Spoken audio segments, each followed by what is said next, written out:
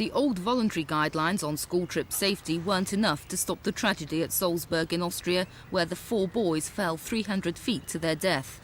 Since then, their parents have battled to protect other children's lives.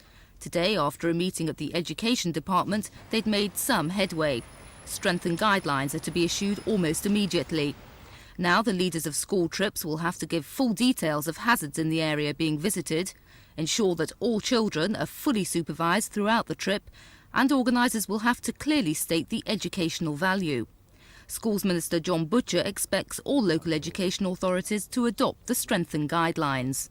As a result of what I've heard today, I shall be discussing with representatives of all the local authorities in the country ways in which we can ensure that they are implemented. There is no point in having guidelines if people don't sign up to them and implement them, and the parents are very concerned about this, and I agree with them. The parents say that what is needed is legislation. It shouldn't be necessary to persuade people to implement common sense in the interests of the safety of children. But of course legislation is always there as a weapon to be used. I hope this is not one of the situations where we have to bring forward legislation.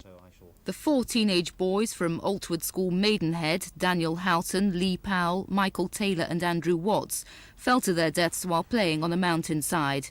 An inquiry report criticised their teachers for leaving them unsupervised. Today their parents said the new guidelines, which are voluntary, aren't enough to stop such a tragedy happening again. We feel that it's got to be legislation. Guidelines can be ignored. And there is another potential disaster out there waiting to happen, and our lives have been shattered. You know, a beautiful 13-year-old boy, and all we've got left is a grave to tend. The parents say they'll continue to fight for better safety on school trips until legislation is introduced. Hazel Westwood, Thames News.